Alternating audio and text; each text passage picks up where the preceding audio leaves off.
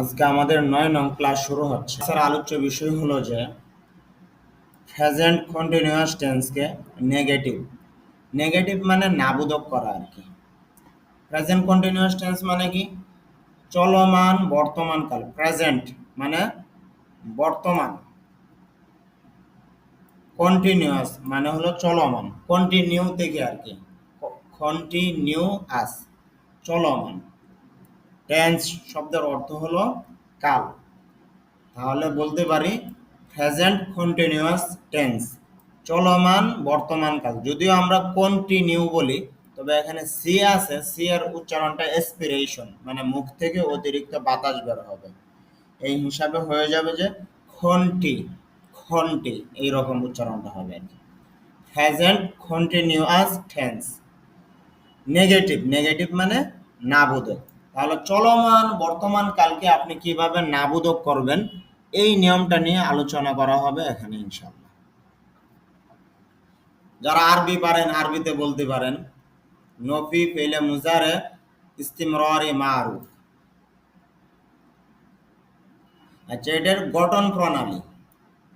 Present continuous টেন্সকে negative করতে হলে সাবজেক্টের পর এম নট বসবে, ইজ নট বা আর নট বসবে। তাহলে সহজ নিয়ম, আমরা আগে পড়ে আসছিলাম যে প্রেজেন্ট কন্টিনিউয়াস টেন্স যেটা অ্যাফার্মেটিভ মানে হাবোধক, এটার স্ট্রাকচারটা কি? Subject plus am is are plus verb plus ING plus object. আর নেগেটিভ করার জন্য শুধু একটাই কাজ, এম ইজ আর এইগুলোর পরে শুধু নট যুক্ত করা। যেখানে আমরা এম পরে এসেছি ওইখানে আমরা বলবো যে এম নট।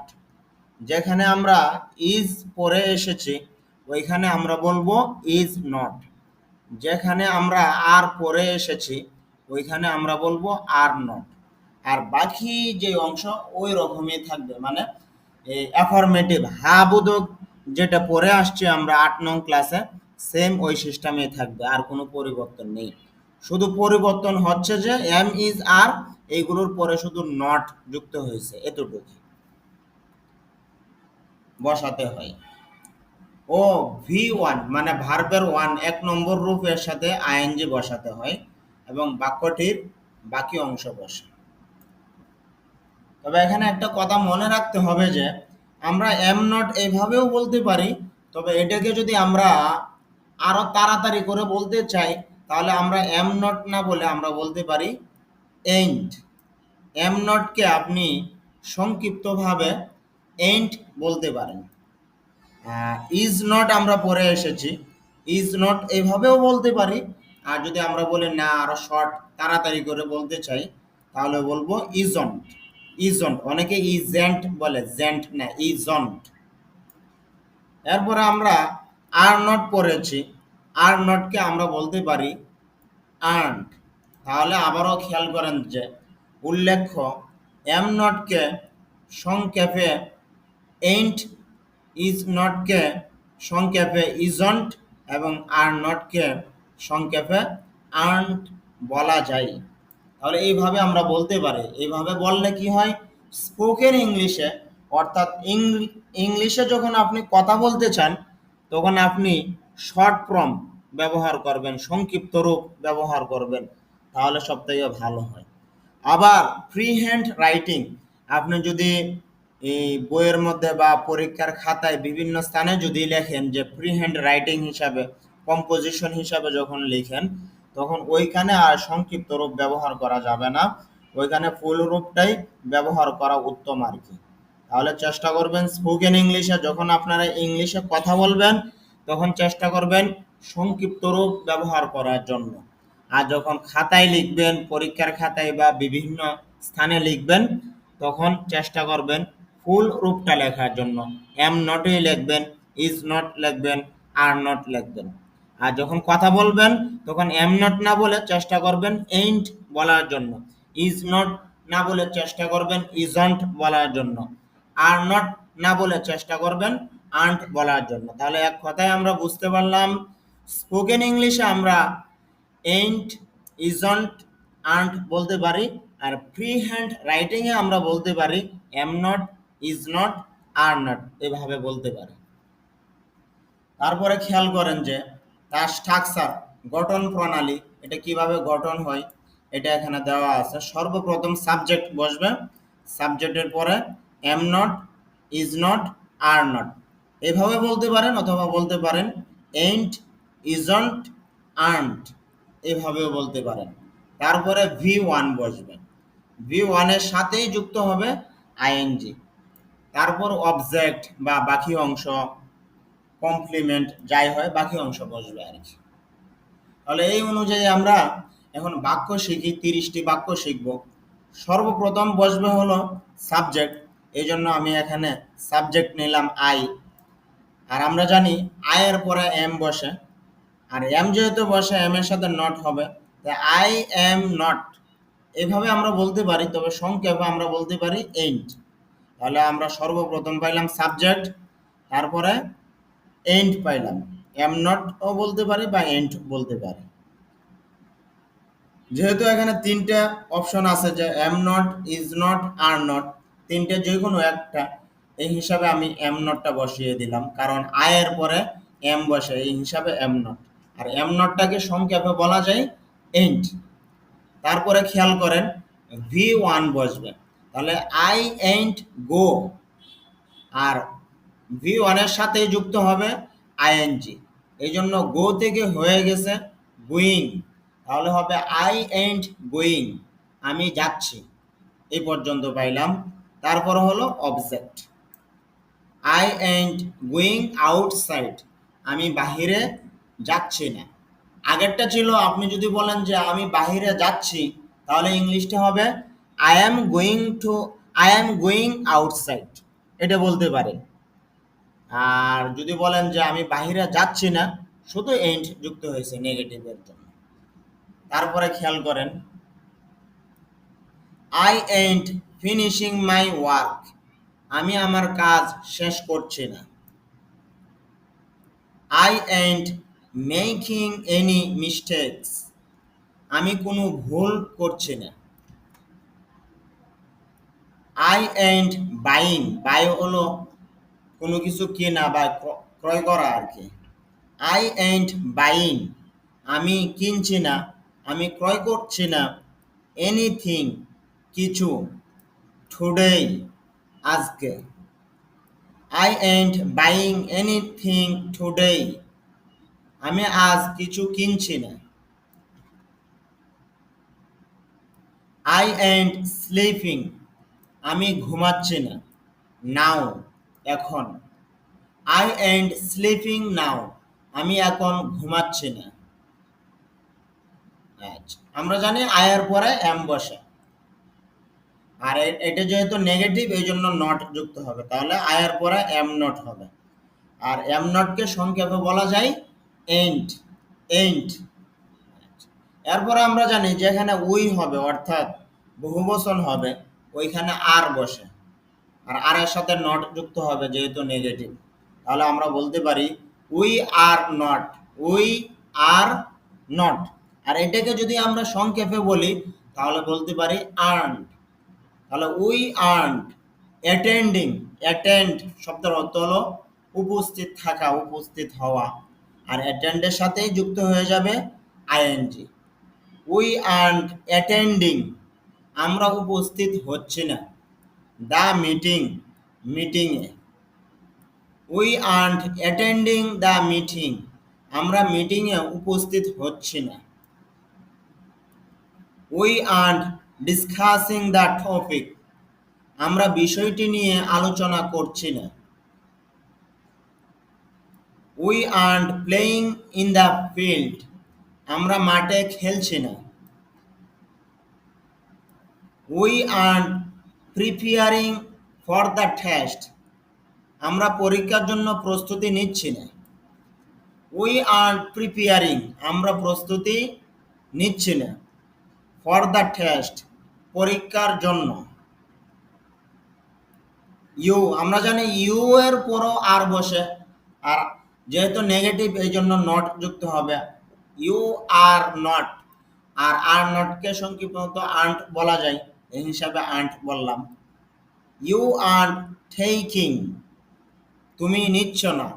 প্রিপারেশন, প্রস্তুতি। এখানে খেয়াল করেন, প্রিপেয়ার শব্দের অর্থই প্রস্তুতি, আর টেকিং প্রিপারেশন মানে প্রস্তুতি নেওয়া। এটা টেক যুক্ত করেও বলতে পারেন, তখন আপনি নাউন বানাবেন, প্রিপারেশন বলবেন আর কি। ইউ আর টেকিং প্রিপারেশন, তুমি প্রস্তুতি নিচ্ছ না। ফর ইউর এক্সাম, তোমার পরীক্ষার জন্য। ইউ আন্ট আনসারিং, তুমি উত্তর দিচ্ছ না। মাই কোয়েশ্চনস, আমার প্রশ্নগুলো। You aren't answering my questions, তুমি আমার প্রশ্নগুলোর উত্তর দিচ্ছ না। ইউ আন্ট ফলোয়িং, তুমি অনুসরণ করছো না। আচ্ছা, এটা কি উচ্চারণ হবে? দা হবে নাকি দি হবে? আপনারা একটু বলার চেষ্টা করেন। দা ইনস্ট্রাকশনস নাকি দি ইনস্ট্রাকশনস, কোনটা হবে? এখন খেয়াল করেন, THE আছে। আমরা জানি THEর উচ্চারণ দুই রকম হয়, দা হয়, দি হয়। তাহলে প্রশ্ন হলো, কখন দা হবে, কখন দি হবে? মনে রাখবেন, THEর পরে যদি ভাওয়াল সাউন্ড আসে তাহলে THEর উচ্চারণ দি হবে, আর THEর পরে যদি কনসোনেন্ট সাউন্ড আসে তাহলে THEর উচ্চারণ দা হবে। যেহেতু এখানে THEর পরে ভাওয়াল আছে, ভাওয়াল সাউন্ড আর ভাওয়াল লেটার এটার মধ্যে অনেক পার্থক্য আছে। ভাওয়াল লেটার হলো 5টি, এ ই আই ও ইউ, আর ওই 5টি লেটার থেকে সাউন্ড আসে প্রায় 20টি সাউন্ড চলে আসে। এই জন্য আমরা বলতে পারি ভাওয়াল সাউন্ড হলো 20টি, যেগুলোকে IPA বলা হয় আর কি। তাহলে এটা দি উচ্চারণ হবে। You aren't following the instructions, তুমি নির্দেশনা মানছ না। You aren't utilising your time, তুমি তোমার সময় কাজে লাগাচ্ছ না। ইউটিলাইজ মানে কাজে লাগানো আর কি। You aren't utilising your time, তুমি তোমার সময় কাজে লাগাচ্ছ না। You aren't eating healthy food, তুমি স্বাস্থ্যকর খাবার খাচ্ছ না। You aren't listening to me, তুমি আমার কথা শুনছ না। হি, আমরা জানি যে হি এর পরে ইজ বসে, আর এটা যেহেতু নেগেটিভ, ইজের সাথে নট যুক্ত হবে, তাহলে আমরা বলতে পারি he is not, he is not, এভাবে আমরা বলতে পারি। আর ইজ নটকে সংক্ষেপে বলা যায় ইজন্ট। তাহলে আমরা বলতে পারি হি ইজন্ট হেল্পিং, সে সাহায্য করছে না। হিজ মাদার, তার মাকে। He isn't helping his mother, সে তার মাকে সাহায্য করছে না। হি ইজন্ট গোয়িং, সে যাচ্ছে না। টু স্কুল, স্কুলে। টুডে, আজ বা আজকে। He isn't going to school today, সে আজ স্কুলে যাচ্ছে না। আরেকটা কথা মনে রাখবেন, হি দিয়ে পুরুষকে বোঝানো হয়, আর সি দিয়ে মহিলাকে বোঝানো হয় আর কি। হি ইজন্ট টকিং, সে কথা বলছে না। টু এনি ওয়ান, কারো সঙ্গে। He isn't talking to anyone, সে কারো সঙ্গে কথা বলছে না। হি ইজন্ট ওয়ার্কিং হার্ড, সে কঠোর পরিশ্রম করছে না। একটা কথা মনে রাখবেন, এটা পরিশ্রম না পরিশ্রম। মূলত তালব্যস্য সাউন্ডের সাথে যদি র সাউন্ড যুক্ত হয়ে যায়, তখন তালব্যস্যের সাউন্ডটা স্বর মতো হয়ে যায় আর কি। এই জন্য আমরা এটা পরিশ্রম না বলে পরিশ্রম বলতে পারি, স্বর মতো উচ্চারণ হবে। যেমন শ্রেণী, এখানেও তালব্যস্য আছে, কিন্তু স উচ্চারণ না হয়ে স উচ্চারণ হচ্ছে, এই জন্য বলতে পারেন পরিশ্রম। হি ইজন্ট ওয়ার্কিং হার্ড, সে কঠোর পরিশ্রম করছে না। হি ইজন্ট প্র্যাকটিসিং ইংলিশ, সে ইংরেজি চর্চা করছে না। শি দ্বারা মহিলা বোঝানো হবে। She isn't wearing a new dress, সে নতুন পোশাক পরছে না। শি ইজন্ট কুকিং লাঞ্চ, সে দুপুরের খাবার রান্না করছে না। She isn't reading any book, সে কোনো বই পড়ছে না। She isn't calling her friend, সে তার বন্ধুকে ফোন করছে না। She isn't talking any rest, taking এটা।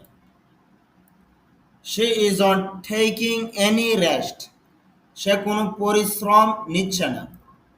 She isn't taking any rest, সে কোনো পরিশ্রম নিচ্ছে না। দে আর্নড, দে হলো বহুবচন, এই জন্য দে এর সাথে আর যুক্ত হবে, আর এর পরে নট যুক্ত হবে নেগেটিভ বোঝানোর জন্য।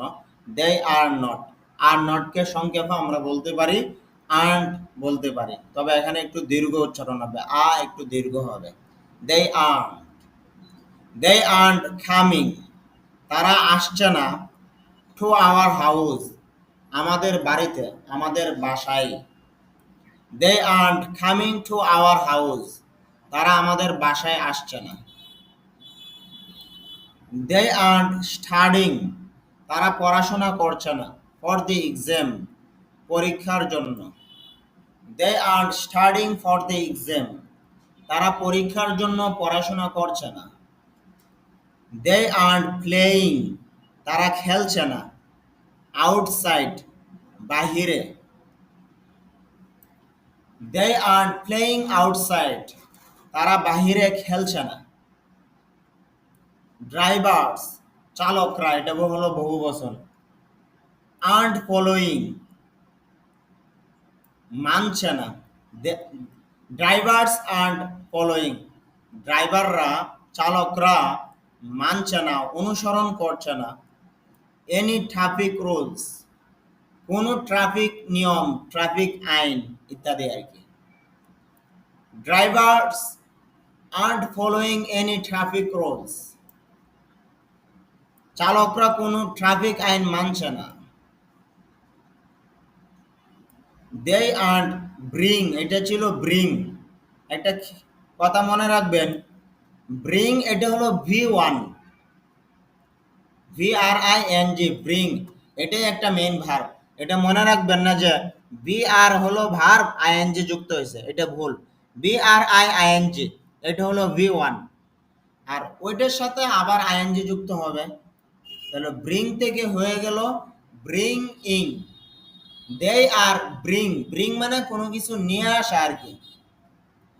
দে আর্নড ব্রিং ইং, তারা আনছে না। এনিথিং ফর আস, আমাদের জন্য কোনো কিছু। এনিথিং মানে কোনো কিছু, ফর আস আমাদের জন্য। They earned ব্রিংইং anything for us, তারা আমাদের জন্য কিছু আনছে না।